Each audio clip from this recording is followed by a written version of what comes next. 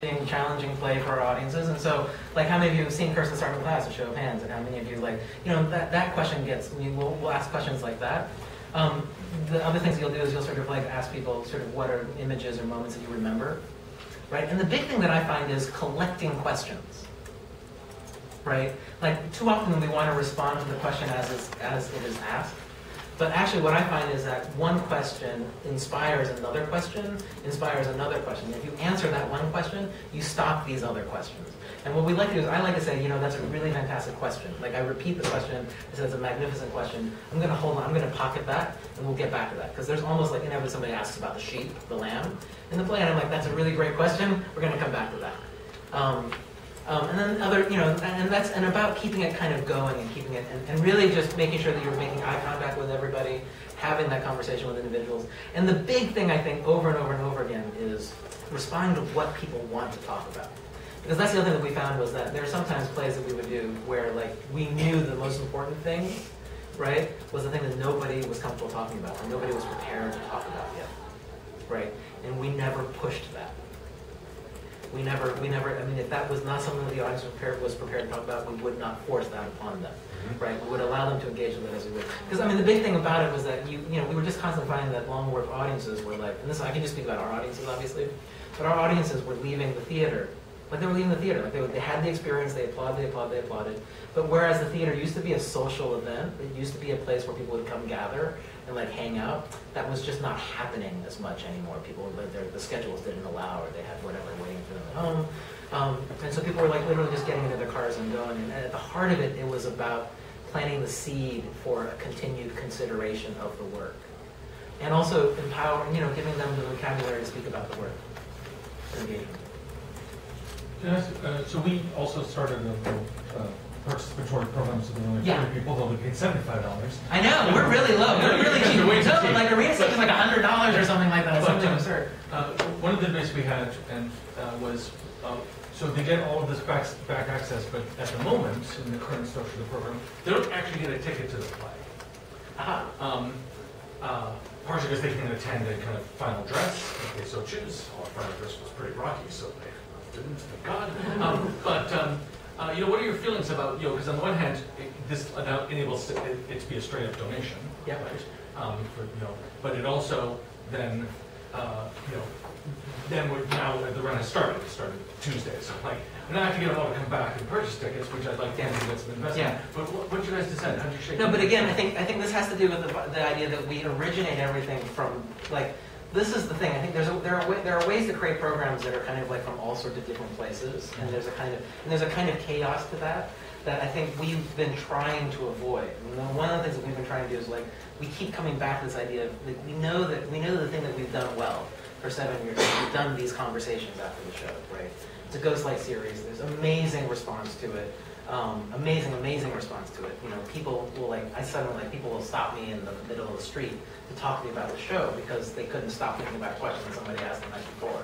Right? That happens. But because when we start from there, right, all of these programs come out of that place, and so these individuals already have a relationship with me. They already have a relationship with the work and the theater. So they already have tickets. Is maybe the answer to that, right? So we're not necessarily with this particular program looking to create single ticket sales. What we're looking to do is we're looking to create an energized core of individuals, right, who have access to the theater. Because I think in the end, people love to say that they know someone who, right? It's an amazing power when you think about it, right? And I think when we've dealt with our available tickets, the one thing that I keep coming back to is this idea of, like, you know, you could pay for a house just by giving people tickets, but the far better use of it, in my mind, is to give it to somebody else to give to somebody, right? Because then what you're doing is you're giving them, you're giving them the pleasure of sharing something with a friend. That, you know, so there's a kind of secondary benefit to it. So, you know, if they know, they just find somebody who doesn't have a ticket to see the show, right? Don't give them somebody who buy a ticket. But all of these things, and for the most part, people are honest about it. Two questions, actually. Do you find the 50 people that participate, are they committed? Do they come to all 4 sessions? Yeah, they come to all 4 sessions. They ask lots of questions. They stay late. They come out and say they see the show. They always find me afterwards. They stay for the talk back. They drill me after they've seen the performance about like sometimes it's terrible sometimes how much they drove it. And how's the demand? Did you have people that could not make in the program? Could you have expanded the program? We have a wait list of 200 people. Yeah, huge demand. And we're also right now trying to figure out whether or not we need to. We're trying to figure out whether or not we need to actually add additional opportunities for this, right? Because there's also a high retention rate within the program, so there aren't like lots of openings that make themselves available for new people. Re-up.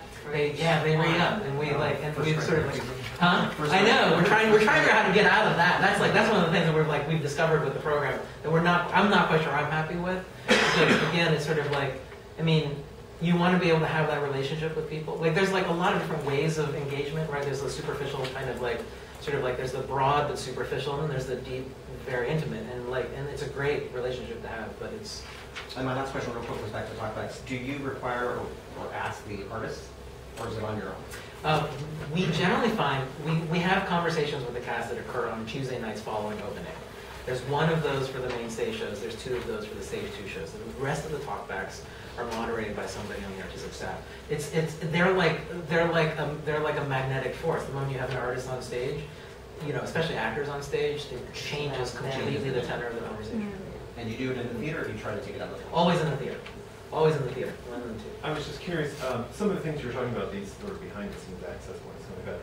Actually, we've been doing a couple of those recently, but they're coming from the development office to sort of look at some of our open rehearsals, right? Well, and find out on a more selective basis, see if there's someone who might emerge in these conversations, and all of a sudden, oh, there's this person coming for a while, and we had no idea that now that we're having a close interaction with them, we found out that they have a foundation or that they have whatever. So I was curious in this thing, in what you've been doing, is the development office involved just in it all? Are the people that are emerging from the Spark program that you're like, oh my God, they could be board members in 5 years, or they could be whatever or something? That's a great question. I mean, I think that our development office does obviously have their own programming. Like I mean, you know, when I first started, there were lots of fights with our then development director because there seemed to be too much crossover, and it seemed for our development director to be devaluing the programs that they were offering, right?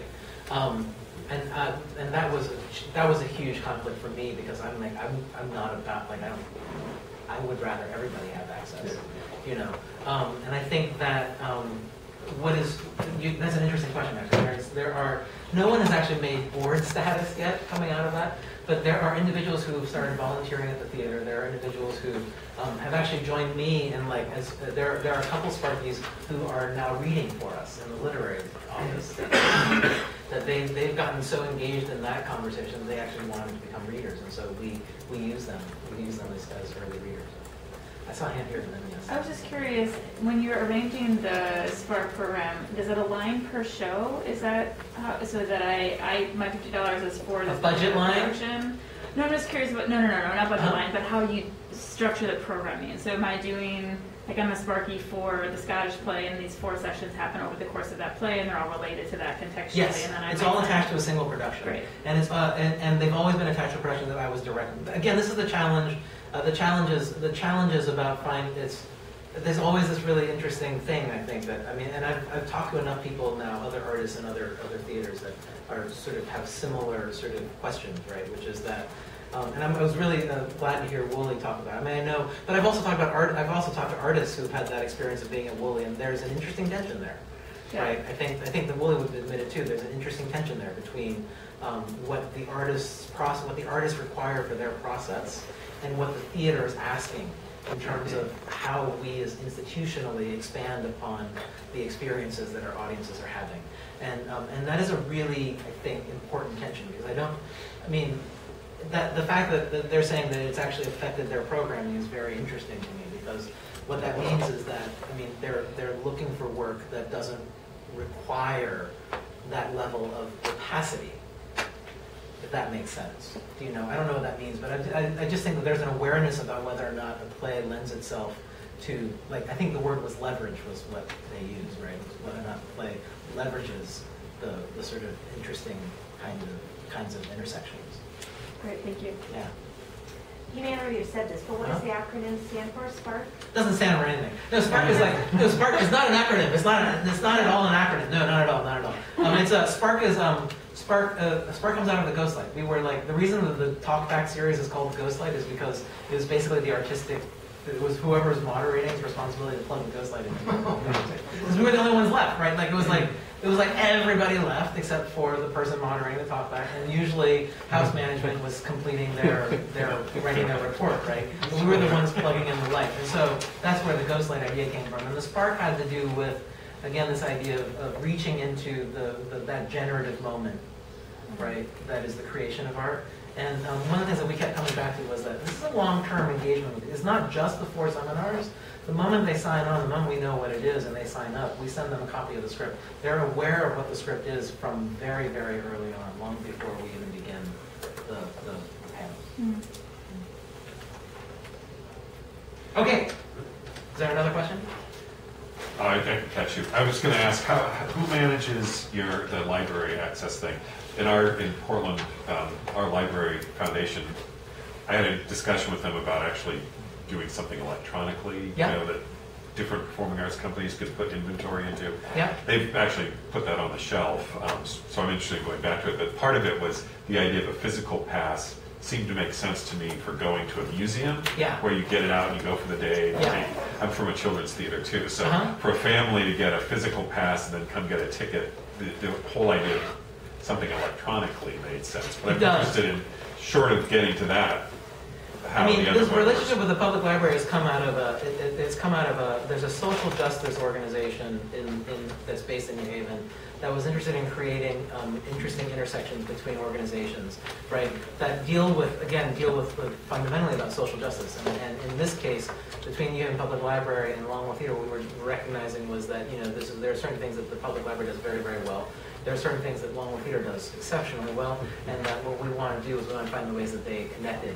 It is fundamentally about engaging both organizations as much as possible, right? So we're working with them in particular on the conversations around Clybourne Park that closes out our season, that will activate this courageous conversation coming of individuals and really bring those people into the shows. And we've done similar things with like No Child and Elijah Sun's piece, and we've done, we're constantly looking at that idea of like, so they're very, very, very production specific. But as far as the library is concerned, I think that's been the top of both institutions have been engaging over this conversation, and we've been working out like all sorts of other ways that we could. There's also a micro branch. There's a micro lending branch in our lobby. So the public library actually curates a series of books, like all sorts of books. And they actually order they order special order books too. And those are available at Long Wharf Theatre, and they can check them out in our box office. So people can come, see the show, check a book out, return it at any public library in the system. So it's a really, really fascinating, I think, effort. Okay, I have 4 things to read to you before I let you all go. Kitty has asked